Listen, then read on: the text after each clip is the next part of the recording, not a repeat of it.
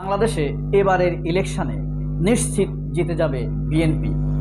Doctor ইউনূসকে যেভাবে তুচ্ছ তাচ্ছিল্য করে কথা বলছে তাতে আরও বেশি নিশ্চিত বিএনপি জিতবেই। কিন্তু বিএনপি না জিতে যদি অন্য কোনো দল জিতে যায় তাহলে কি হবে, ব্যাপারটা কি ভেবে দেখেছেন? ভিডিওটি ছেড়ে যাবেন না। একটি ছোট্ট ইতিহাস বলি আপনাদেরকে। মিনি স্বৈরশাসক, মিনি আওয়ামী লীগ এরশাদ পতনের পর নিশ্চিত হয়ে গিয়েছিল যে আওয়ামী লীগ ক্ষমতায় আসছে। ভোটের 91 সালের ভোটের 10 দিন আগেই আওয়ামী লীগ মন্ত্রিপরিষদ গঠন করে ফেলেছিল। কে প্রধানমন্ত্রী হবে হাসিনা, কে পররাষ্ট্রমন্ত্রী হবে, কে স্বরাষ্ট্রমন্ত্রী হবে, কে এলজিআরডি মন্ত্রী হবে, সব প্রায় নিশ্চিত। ভারতীয় এমবেসি থেকে নিশ্চিতভাবে জানিয়ে দেওয়া হয়েছে হাসিনা ক্ষমতায় আসছেন। দিল্লিকে জানিয়ে দেওয়া হয়েছিল যে আমাদের শক্তি মানে তাদের শক্তি হাসিনা ক্ষমতায় আসছে। ভোটের 10 দিন আগে মন্ত্রিপরিষদ প্রস্তুত।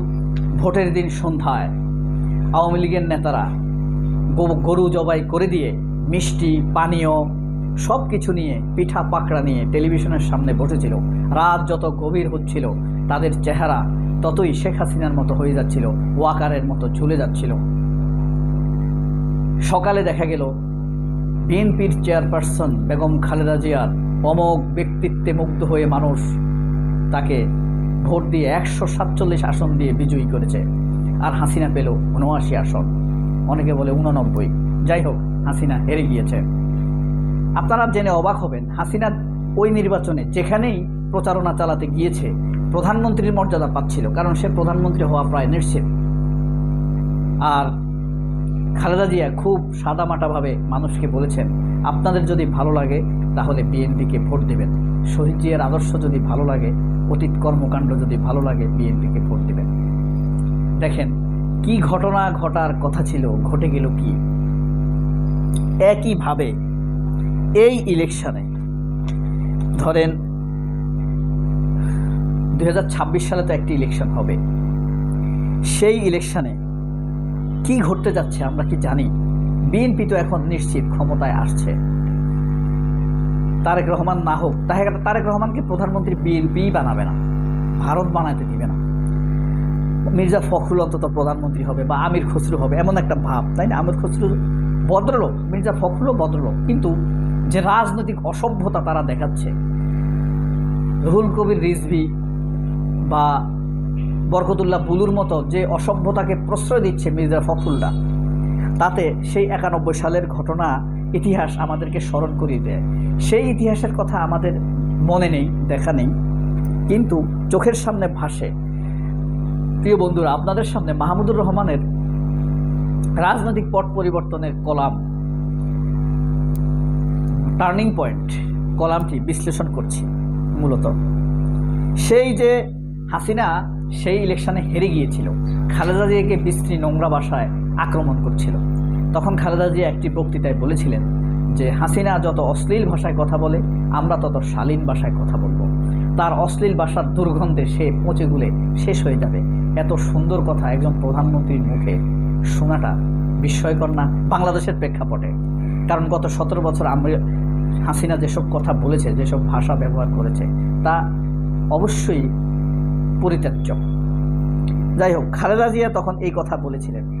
বর্তমানে এসে বিএনপির একই কাণ্ড, 72-এর সংবিধান তারা বাদ দিতে দিবে না, অথচ জিয়াউর রহমান সংবিধান নিয়ে তাদের কোনো কথা নেই। সুপ্পুকে তারা বাদ দিতে দিবে না, ইউনূসকে বাদ দেওয়ার জন্য তারা উঠে পড়ে লেগেছে। ওয়াকারের সাথে সুসম্পর্ক। তখন সেনাপ্রধান ছিল নূর উদ্দিন খান, 3 বাহিনীর প্রধান, হ্যাঁ এরশাদের পরে। তার ওই নূর উদ্দিন খানের সাথে আওয়ামী লীগের সম্পর্ক ভালো ছিল। আর এখন ওয়াকারের সাথে বিএনপির সম্পর্ক খুব ভালো। যেদিকে যায় বিএনপির নেতারা প্রটোকল পায়, প্রশাসন বিএনপির কথা শুনে। কিন্তু ঘটনা কি ঘটতে যাচ্ছে আসলে আপনি একটি জিনিস খেয়াল করলে দেখবেন, বিভিন্ন জায়গায় যে আপনার আর্টিকেল ইলেকশন বলতে যা বোঝায়, ইলেকশন অফ আর্ট, বিশেষ করে বার অ্যাসোসিয়েশন, কোর্টের নির্বাচনগুলো, উকিলদের, অ্যাডভোকেটদের নির্বাচন, এটা তো একটা আর্ট ইলেকশন না? যে কোনো ইলেকশনের চাইতে এখানে হ্যারাস কম হয়। আওয়ামী লীগের কথা বাদ দিলাম, আওয়ামী লীগ সব সময় খেতে বসেও তারা খুন করতে পারে। আওয়ামী লীগ খুনের থালায়, খাওয়ার থালায় খুন করে, তাদের কথা বাদ দিলাম। কিন্তু আর্ট অফ ইলেকশন বলতে আমরা বাংলাদেশে, আমার চোখে আমি যা দেখেছি, এই বার অ্যাসোসিয়েশনের ইলেকশনগুলো দেখেছি। এই যে কিছুদিন আগে ইলেকশন হলো, জামায়াত পূর্ণ প্যানেলে জিতলো, মাত্র 2টি বাদে 2টি বিএনপি পেল। আর কি 2-1টি জায়গায় বিএনপি আওয়ামী লীগের সাথে আঁতাত করে জামাতকে দেয়নি। কিন্তু এখন কথা হলো, বিএনপি